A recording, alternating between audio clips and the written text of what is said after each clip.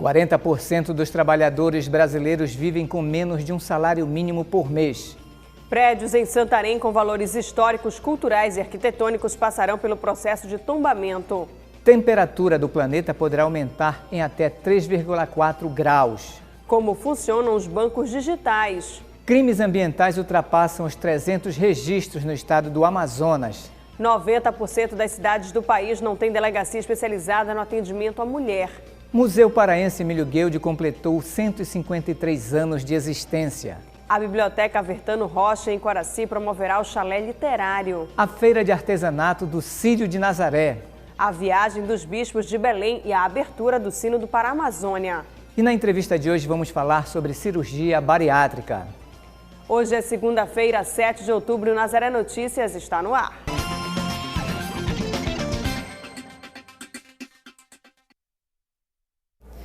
Começamos o Nazaré Notícias de hoje falando sobre economia. Com o desemprego ainda em alta, o trabalho autônomo muitas vezes substitui a falta do emprego formal.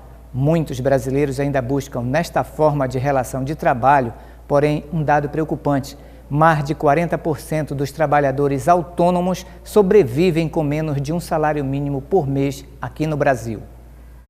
Isso significa que existem atualmente mais de 10 milhões de pessoas atuando como trabalhador por conta própria com rendimento inferior a um salário mínimo. Ainda segundo os dados, o retrato é mais dramático quando considerado o recorte de rendimento de R$ 300 por mês. Existe hoje 3,6 milhões de trabalhadores por conta própria que recebem valor igual ou inferior a esse, o equivalente a 15% do total de autônomos. É menos que o necessário para comprar uma cesta básica em vários estados brasileiros.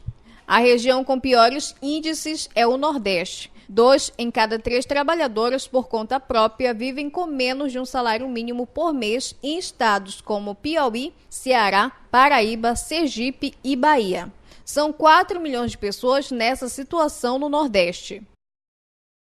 Um relatório das Nações Unidas estima que quase 7 mil bebês morrem diariamente antes de completar o mês de vida. A ONU pede que os países adotem medidas para evitar esta situação. O relatório internacional afirma que 1 em cada 37 mulheres na África subsaariana morre durante a gestação ou o parto. O documento lembra ainda que mulheres no parto e seus bebês enfrentam risco maior em países em que há conflitos ou crise humanitária, por não terem acesso a tratamentos essenciais, como Síria e Venezuela.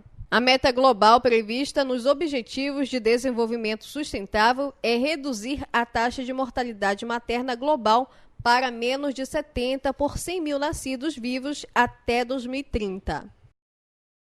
E agora nós vamos falar sobre saúde. O número de pessoas obesas no país aumentou mais de 67% entre 2006 e 2018. Um dos recursos para tentar reverter este quadro é a cirurgia bariátrica. No nosso quadro de saúde de hoje, Priscila Pinheiro conversa com a médica endocrinologista Lilian Albuquerque sobre este assunto.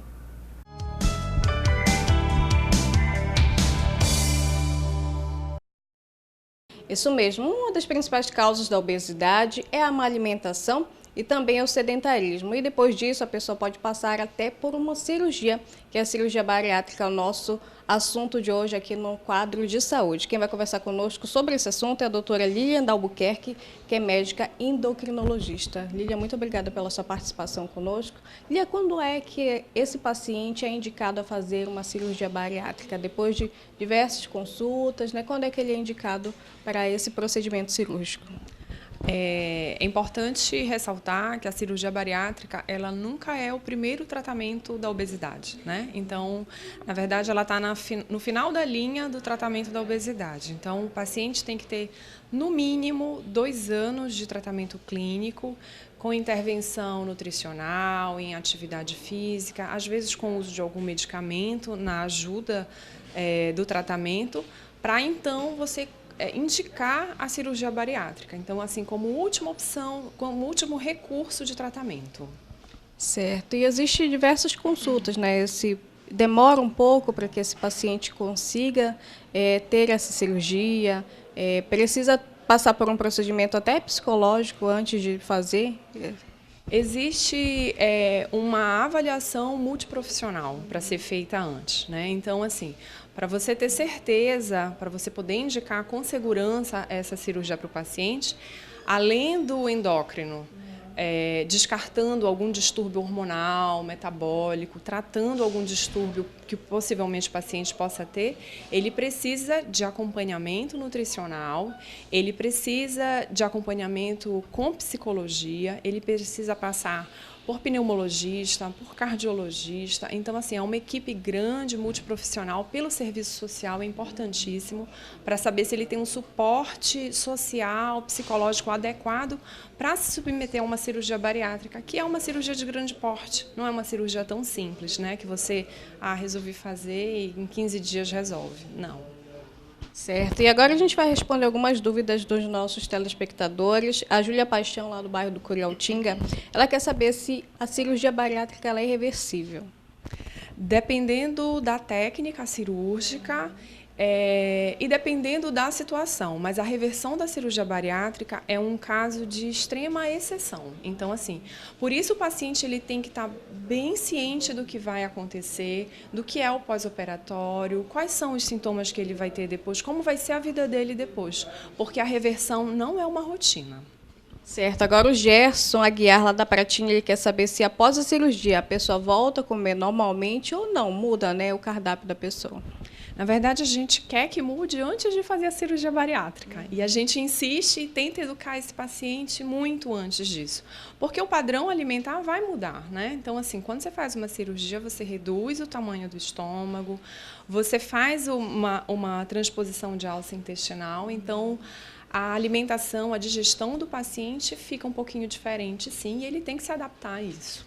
Certo, agora o Aloysio Dantas, lá de Altamira, ele diz que quais são as chances, está perguntando, né? Quais são as chances de a pessoa voltar a engordar? Então, existe, já bem documentado, então, existe o reganho de peso pós-bariátrica, existem algumas causas, a gente tenta estudar qual paciente tem mais chance de reganhar peso ou não, mas existe e não é uma chance tão pequena assim, né? Então, pelo menos uns 20%, 30% existe chance de reganho de peso depois. Principalmente quando não consegue se adaptar às orientações que a gente dá, né, ao paciente. São alguns fatores, né, para a pessoa volta à rotina como era antes, não a rotina do pós-operatório. Exatamente. Então, assim, quando você não consegue mudar a cabeça da pessoa, né? Então, assim, a forma como ela vive, a forma como ela se relaciona com a alimentação, com a atividade física, a tendência é que isso volte.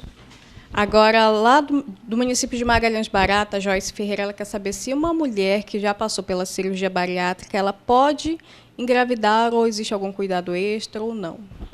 A gente não aconselha a gravidez, pelo menos nos 2 primeiros anos após a cirurgia bariátrica, mas é importante ressaltar que a perda de peso melhora a fertilidade da mulher. Então, existe um risco e todo mundo fica muito alerta a isso, com muito cuidado, com muito medo disso acontecer. Mas depois desses 2 anos há uma segurança maior e aí a mulher é liberada para engravidar. Agora, o Gilson Rosa, lá de Ananindeua, ele quer saber quais são as principais complicações num processo pós-cirúrgico. Existem as complicações agudas, né, logo após a cirurgia, que são as complicações cirúrgicas que a gente costuma ver, então as complicações de decência, a telectasia, que são as complicações cirúrgicas normais de toda a cirurgia. E da bariátrica especificamente, a gente pode ter como complicação principal o dumping, que é o sintoma que o paciente ele tem um mal-estar depois que ele come alguns determinados tipos de alimento, os vômitos, que são muito frequentes, até quadros mais graves, já num pós-operatório mais tardio, até chegando à desnutrição. Então, tem pacientes que emagrecem tanto que saem do polo da obesidade para o polo da desnutrição. E isso a gente também tem que estar de olho. E as carências nutricionais específicas pós-bariátrica, né? Principalmente carência de B12, carência de ferro, de vitamina D, que a gente também tem que monitorar no pós-operatório. Certo, muito obrigada pelas suas informações, doutora. A gente falou um pouquinho sobre a questão da cirurgia bariátrica para você que está aí num processo, tentando emagrecer. A gente espera que buscar a saúde seja a melhor solução para que a intervenção cirúrgica não seja necessária. A gente volta com você aí no estúdio.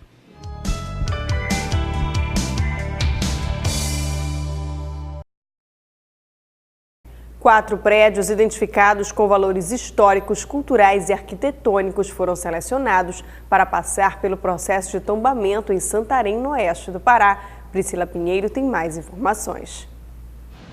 Isso mesmo, para o tombamento foram identificados 4 prédios. A Catedral Nossa Senhora da Conceição, a Igreja Matriz, o Centro Cultural João Fona, um prédio onde funciona uma loja de departamento e o Solar do Barão. Mais de 100 prédios no município têm um valor histórico, arquitetônico e cultural, mas somente esses 4 prédios vão passar pelo processo. O tombamento consiste em uma pesquisa profunda que determina o valor memória e patrimonial desses edifícios. Priscila Pinheiro para o Nazaré Notícias. E agora o assunto é meio ambiente. Um relatório da Organização das Nações Unidas aponta que a média da temperatura do planeta poderá aumentar em até 3,4 graus até o final deste século. O relatório aponta que o aumento dos níveis dos mares tem acelerado e indica que a acidez dos oceanos aumentou 26% desde o início do período industrial, por causa da absorção do CO2 liberado na atmosfera pelo uso de combustíveis fósseis. O documento também fez um alerta sobre a temperatura média global, que pode aumentar até 3,4 graus Celsius até 2100, mesmo se os governos conseguirem cortar suas emissões conforme prometido. Segundo o documento, os países precisam se esforçar para limitar o aumento em 1,5 graus Celsius acima dos níveis pré-industriais. E agora vamos falar sobre os bancos digitais, que oferecem ao consumidor todos os serviços financeiros pela internet. Segundo a última pesquisa da Federação Brasileira de Bancos, o novo tipo de instituição financeira representa cerca de 1,7% do total de agências do país. Para falar sobre as características desse tipo de banco, Juliana Brito conversa agora com Alexandre Damasceno. Para falar sobre os bancos digitais, eu converso agora com o educador financeiro Alexandre Damasceno. Tudo bem, professor? Muito obrigada pela sua participação. Para a gente começar, o que é um banco digital? Juliana, quando a gente fala de banco digital, a gente está verificando uma mudança de um banco físico para um banco que aí a gente vai olhar pelo banco virtual. Então, o que seria? Seria mais ou menos assim. Tudo que é oferecido num banco físico, ele também vai ser oferecido no virtual, né, no banco digital, só que aí não vai ter a presença de pessoas para te fazer esse acompanhamento, né? No caso, a gente vai ter que ter mais cuidado com esse olhar. Agora, existem outras diferenças, além propriamente dessa questão de não ter mais aquele local físico para ir, por exemplo, conversar com o gerente? Existem outras mudanças além dessa? Essas mudanças, na verdade, é num todo, né? Então, se a gente for observar, a gente está tendendo agora para uma mudança de dinheiro virtual, né? Moeda física para moeda digital. Então, quando a gente tem essa moeda, a gente muda o parâmetro também, que é o dinheiro, e a gente tem que olhar quem é que toma conta do dinheiro, quem trabalha com dinheiro, geralmente é o banco. Então, a tendência também é um banco migrar para ser digital.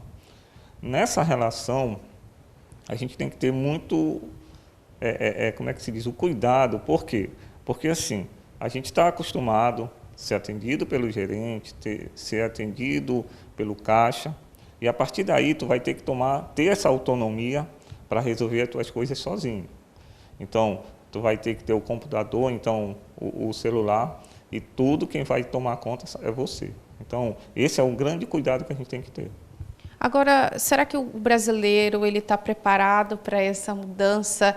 Existe uma faixa etária, digamos assim, que esteja mais propensa a aceitar com maior facilidade essa mudança?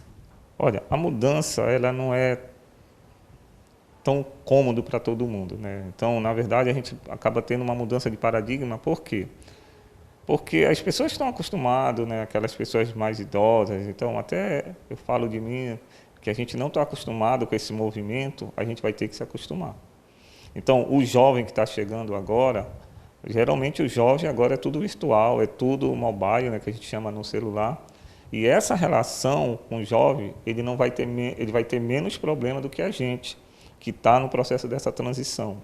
E com isso, não tem jeito, é uma tendência, e essa tendência a gente tem que se habituar e tem que se acostumar com ela. Agora, uma questão que sempre vem à tona quando a gente fala de digitalização, de mundo virtual, é a questão da segurança. A gente sabe que, infelizmente, os nossos equipamentos eletrônicos eles não estão tão seguros assim. Isso também não gera um certo desconforto com relação aos bancos digitais? Como é que é essa questão da segurança? Olha, a relação de segurança ela tem 2 pontos que são fundamentais, né? É o ponto que a gente vê a segurança do banco, né? Então, o que o banco te oferece como segurança? Geralmente, o banco investe muito na relação da segurança. Então, apesar de ter alguns casos de tomar e tipo, bloquear o teu computador, que teve aquela situação, mas o banco ele se preocupa muito com essa relação. Por quê? Porque ele também é regulamentado pelo Banco Central, né? Ele tem essa regulamentação e ele investe muito nisso. Agora, o principal cuidado é aquilo que eu falei, que é a tua autonomia em relação, tu vai ser uma relação muito direta com o banco. Então, geralmente se faz isso com o celular. Então, quando tu faz isso com o celular, tu vai ter que ter muito cuidado com o teu celular, vai ter que ter uma precaução muito maior. Por quê? Porque agora não vai só os teus dados que estão indo lá. Então, na verdade, vai um banco teu que está indo.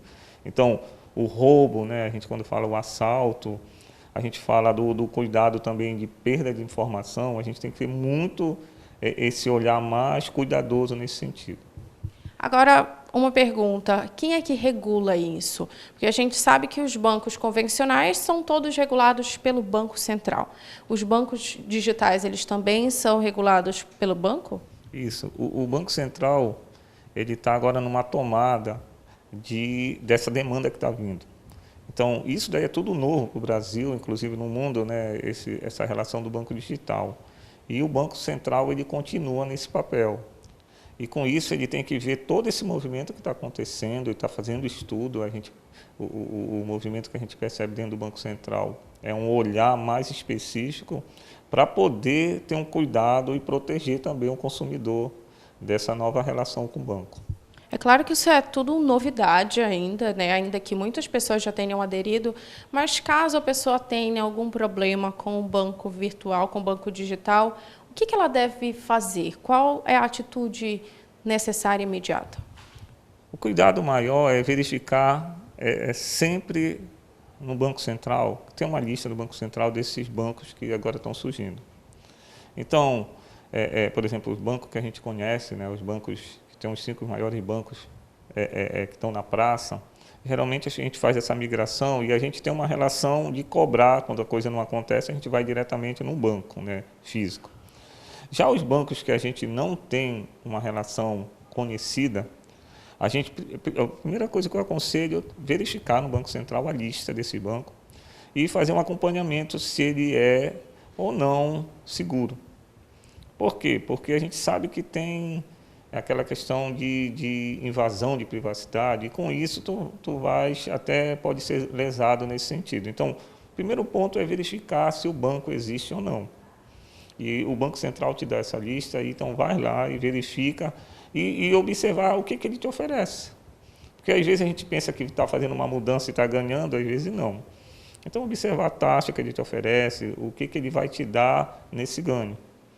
Então é nesse momento que tu vai ter que começar a acreditar nesse banco digital e se tu tiveres essa disponibilidade pessoal de querer fazer essa transferência. Agora, quando a gente navega pela internet, principalmente pelas redes sociais, surge aquele anúncio, né? Banco tal, venha você também e tudo mais. E normalmente não oferece a questão da anuidade. Isso é possível? É seguro? Porque, na verdade, os bancos, quando eles aparecem para diminuir, tipo quando a gente compara com o banco físico, né? O banco físico, tu gasta energia, tu gasta telefone, tu gasta a própria internet, e agora quem vai pagar é tu. Então, na verdade, a transferência disso daí vai para ti. Então, o consumidor ele vai passar agora a pagar esse tipo de serviço, né? Porque ele que vai pagar a internet e ele vai utilizar o aparelho dele para isso. Para isso, quando ele observa, ele tem que observar que, então, se eu estou pagando, eu tenho que cobrar uma taxa menor. Eu tenho que ter um ganho nesse aspecto. Então, nisso daí, ele é possível. Por quê? Porque existe a relação de baratear todo esse custo que o banco tinha no físico. Por exemplo, ele não contrata mais pessoas, né? Então, nesse sentido, existe a possibilidade, e é muito forte, porque cai mesmo o custo. Aí ele diminui na taxa. Ok, então, muito obrigada pelas suas informações. A gente espera ter esclarecido as dúvidas com relação ao banco digital. Eu volto com vocês no estúdio. As denúncias de crimes ambientais ultrapassaram a marca de 300 registros no estado do Amazonas e dentre os crimes mais comuns estão poluição sonora, desmatamento, pesca ilegal e maus-tratos a animais. O Amazonas registrou 312 denúncias de crimes ambientais entre janeiro e agosto deste ano pela Delegacia Especializada em Crimes contra o Meio Ambiente. Neste período, 51 inquéritos policiais foram apurados e 229 termos circunstanciados de ocorrências foram registrados. Em 8 meses foram realizadas 8 operações de grandes proporções de fiscalização contra crimes ambientais e apreensões de material ilícito. Segundo a Demos, casos de desmatamento ou incêndio são mais comuns nas áreas rurais ou de invasão. Mas o pescado ilegal, maus tratos contra animais também estão na lista dos crimes mais comuns no estado.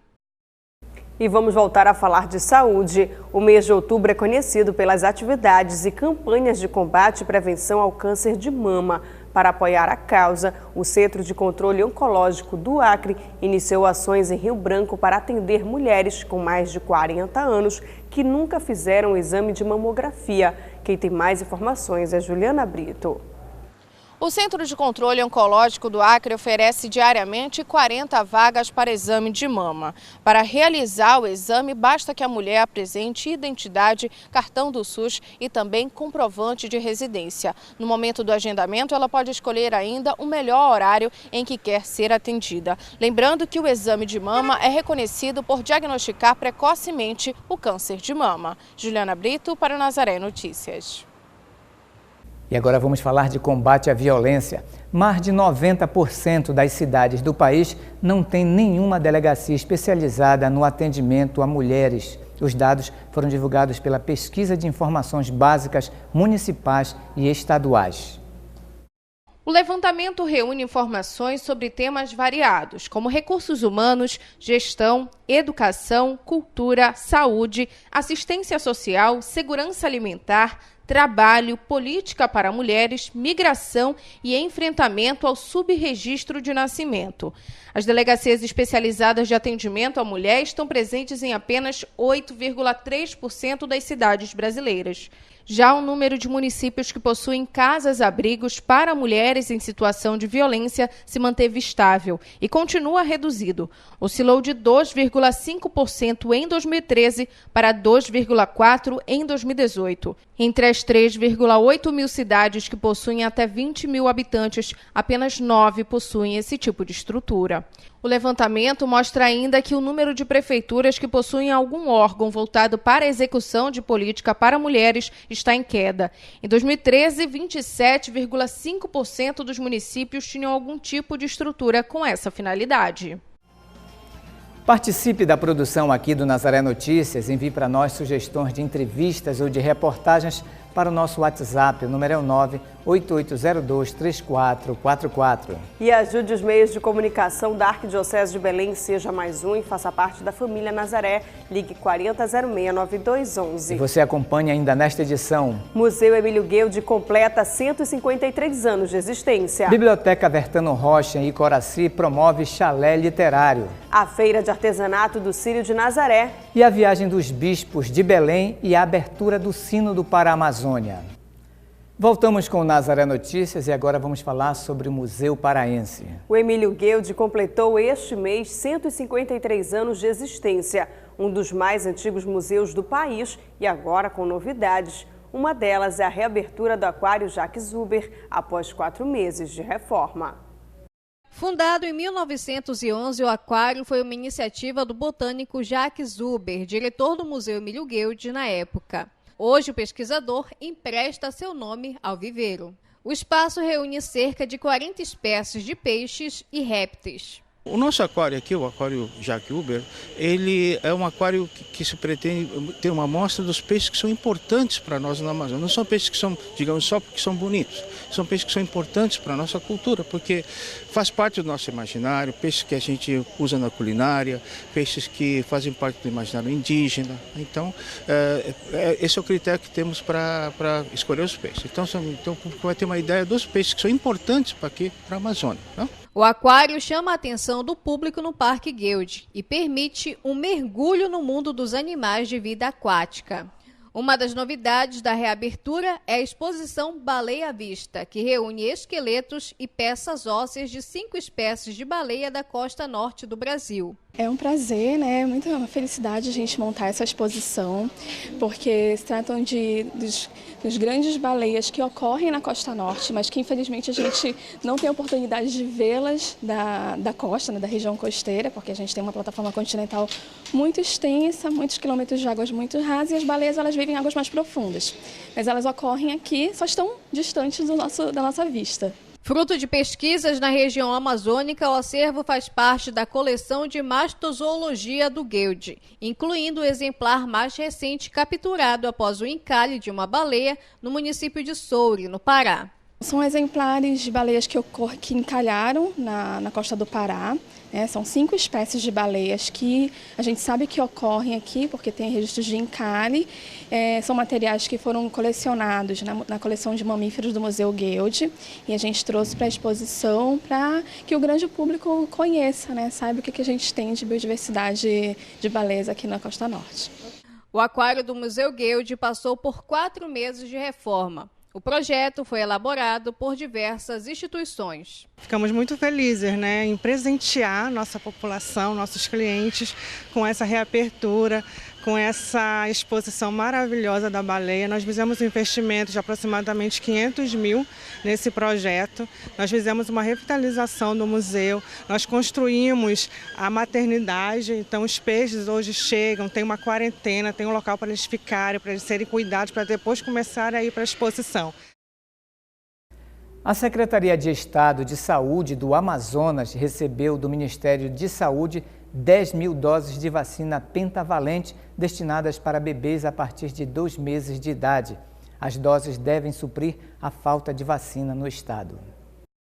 O Ministério da Saúde havia suspendido o fornecimento da pentavalente para todo o Brasil em julho, alegando baixa qualidade no produto que foi reprovado pelo Instituto Nacional de Controle de Qualidade em Saúde e na análise da Agência Nacional de Vigilância Sanitária. A capital do Amazonas, que detém a metade da população do estado, receberá 5 mil doses e os municípios do interior receberão as demais 5 mil. A pentavalente é dada em 3 doses aos 2 meses, 4 meses e 6 meses. A média mensal de vacinas aplicadas no estado é de em torno de 18 mil doses.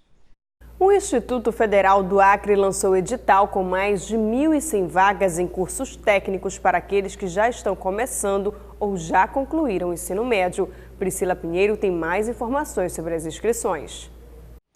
As inscrições para o processo seletivo técnico do Instituto Federal do Acre abrem no dia 14 deste mês e encerram no dia 31 de dezembro e são totalmente gratuitas. Os interessados devem se inscrever pela internet no site da instituição ou de forma presencial para quem não tem acesso à internet. Basta apresentar cópias e originais de documentos pessoais, foto 3x4 e o certificado do ensino médio para a modalidade subsequente e o certificado do ensino fundamental para quem for efetivar a matrícula no ensino integrado. Priscila Pinheiro para o Nazaré Notícias. Estão abertas as inscrições para o concurso público destinado ao cargo de docente efetivo da Universidade do Estado do Pará. O concurso destina-se ao preenchimento de 17 vagas para docente superior na classe auxiliar. Os aprovados serão lotados nos campi acadêmicos do Centro de Ciências Sociais e Educação e Centro de Ciências Biológicas e da Saúde e Centro de Ciências Naturais e Tecnologia. Para se inscrever, o candidato deve acessar o endereço eletrônico da universidade. A inscrição encerra no dia 17 de outubro e o prazo para pagamento é o dia 18 de outubro. A Biblioteca Pública Municipal Avertano Rocha, no distrito de Coraci, promoverá a edição de outubro do projeto Chalé Literário, com uma programação para o Dia das Crianças e o Círio de Nazaré. As atividades serão compostas de oficinas, palestras, rodas de conversa, saraus, contação de histórias, cinema e exposição, e a entrada é gratuita. A programação começa com o Sarau da Saúde Mental nesta quarta-feira, dia 9, entre 8h30 e 11h30 da manhã. Crianças a partir de 7 anos podem participar. No dia 15, na terça-feira, haverá a contação de história, o olhar que transver, às 9 horas da manhã. A classificação é livre. Nos dias 10, 17 e 24, às quintas-feiras, é a vez da oficina Conte uma História, às 9h30 da manhã. Nos dias 9, 16, 23 e 30, às quartas-feiras, é a vez do cinema na biblioteca, sempre às 9h30. Na última quinta-feira do mês, dia 31, acontece o Sarau Correnteza Literária, com classificação livre. Entre 10 e 31 de outubro, a exposição Círio Literário estará aberta de 9 até as 14 horas. Começa amanhã, dia 8 de outubro, a edição 2019 da Feira de Artesanato do Círio. O objetivo do evento é valorizar e divulgar o artesanato paraense durante o Círio de Nazaré. Por isso, a exposição fica na Casa das Artes, ao lado da Basílica Santuário. Juliana Brito tem mais informações. Esse ano, a Feira de Artesanato do Círio conta com 60 estandes e mais de 20 mil peças de miriti, biojoias, cerâmicas, entre outros. Os produtos são de artesãos de Abaetetuba, Belém, Bragança, Salvaterra e Santarém. Além do artesanato, a feira inclui também uma programação cultural todas as noites e com a exposição Círio das Águas, uma analogia ao Círio Fluvial. A Feira de Artesanato do Círio começa amanhã, dia 8 de outubro, e encerra no dia 15. A visitação pode ser feita a partir das 9 horas da manhã até as 10 da noite, exceto nos dias 8 e 13, quando ela abre às 14 horas. Juliana Brito para Nazaré Notícias. A Diretoria de Evangelização do Círio de Nazaré divulgou o resultado do concurso de redação. Ao todo, 140 alunos se inscreveram para participar desta 25ª edição de 70 escolas das redes pública e privada de ensino médio da Grande Belém e de outros 8 municípios, como Barcarena e Castanhal. A prova, realizada no dia 29 de setembro, contou com o tema O que Maria pode ensinar à Igreja, da qual é mãe, para que a Igreja nos mostre os verdadeiros caminhos da vida no século XXI, em alusão ao tema do Círio deste ano, Maria, Mãe da Igreja. O primeiro lugar ficou com Rodrigo Mendonça Chaves de Almeida, do 2º ano do ensino médio do Colégio Santa Catarina de Sena. O segundo lugar com Eliana Pinto Castro, do 1º ano do ensino médio do Centro de Ensino Reino Encantado, no Conjunto Maguari. E o terceiro lugar com Carlos Eduardo Guimarães Braga da Silva, do 3º ano do ensino médio do Grupo Educacional Ideal. E agora vamos acompanhar a previsão do tempo para esta terça-feira em municípios da Amazônia.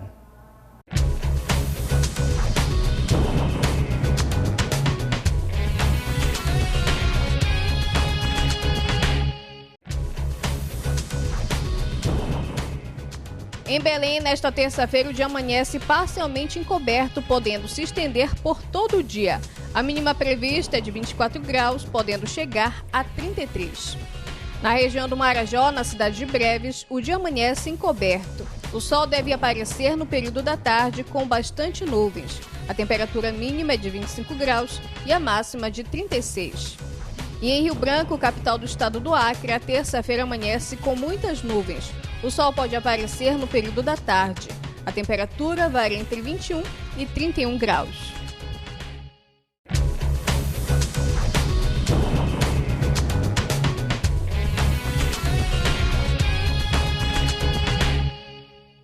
E agora vamos falar sobre a viagem do Episcopado Paraense para Roma. Começou ontem no Vaticano o Sínodo para a Amazônia. A Assembleia reúne bispos de todo o mundo, junto do Papa Francisco, para discutir quais os caminhos para a Igreja e para uma ecologia integral na Amazônia. Os bispos da nossa região embarcaram na noite da última sexta-feira. Enquanto o povo paraense se prepara para viver as alegrias e emoções do Círio de Nazaré, os bispos da nossa região se preparavam para embarcar em Roma. O motivo, o Sínodo para a Amazônia convocado pelo Papa Francisco. Serão 20 dias falando sobre a Amazônia, novos caminhos para a igreja e por uma ecologia integral. Um tema profundo que exigiu uma preparação extensa. Em Cametá, começou ainda no primeiro semestre de 2018. Primeiro momento, pegamos o questionário, as 30 perguntas que foi a base para toda a reflexão, toda a preparação de escuta na nossa Amazônia. E pelo fato da nossa realidade exigir realmente um acompanhamento mais próximo, então coloquei 10 perguntas afins para as comunidades tradicionais, indígenas, quilombola, os ribeirinhos, 10 perguntas para os movimentos sociais, sindicatos, as associações, a universidade, a UFPA, que colaborou bastante conosco também nesse processo, na construção realmente dessa escuta. E as outras perguntas, as outras 10, para a igreja, para as comunidades, para as paróquias. Então esse foi o primeiro passo que nós fizemos, a primeira etapa de preparação que nós fizemos. Em Belém, vivemos momentos de escuta, encontros e missões, que serão lembrados durante a Assembleia. Eu creio que temos muita coisa a partilhar, né? A nossa paixão por Deus, a nossa paixão pela evangelização, a nossa paixão pelos desafios, sobretudo em relação à questão da pobreza, periferia, em relação à questão da população indígena, os desafios que nós temos em relação aos povos ribeirinhos, os desafios da Amazônia como um todo. Eu, particularmente, levo muita esperança, muito otimismo, muita alegria. Tenho alguns temas assim que devo partilhar em relação à questão da juventude, abraçarmos mais a questão da evangelização. Às vezes se acentua muito a questão dos problemas ecológicos. Eu creio que a ecologia ela é abraçada pela evangelização, não é um tema paralelo. Nas malas, além das roupas, eles levaram a vivência do povo da Amazônia. Eu creio que a gente aprende junto do povo das ilhas, ribeirinhos, a própria realidade, digamos, das ilhas, que é uma realidade ecológica e que vai envolver também o tema deste sínodo para os bispos da Amazônia, que é novos caminhos para a evangelização e para uma ecologia integral. Evidentemente que nós vamos trabalhar muito a dimensão da evangelização, mas não podemos deixar de desmerecer a dimensão ecológica. Muitas perguntas realmente nos surpreenderam, porque a gente achava, às vezes a gente acha que o povo realmente não está por dentro, não sabe o que quer, mas sabe muito bem. Quando o tema desse sínodo, a Amazônia, novos caminhos para a igreja e para uma ecologia integral, nós não sabemos quais são esses novos caminhos, mas o povo muitas vezes indicava esse caminho de uma maneira muito transparente e proveniente realmente da sua própria vivência. A gente vai não apenas em nome da Diocese de Ponta Pedra, mas em nome do povo da Amazônia, uma grande responsabilidade. Nós vamos também com muita humildade, por isso pedimos as orações de todas as pessoas e para que o sínodo seja, sobretudo, um tempo de graça em que nós vamos procurar escutar também, não apenas a voz das pessoas, mas também a voz de Deus. A viagem ao Vaticano, que vai mostrar todos esses aspectos da região amazônica, coincidiu com o Círio. Mas podemos ficar tranquilos, porque um dos responsáveis pela festa deixou tudo organizado. Nós procuramos fazer o possível para que houvesse a presença de bispos todos os dias do Círio.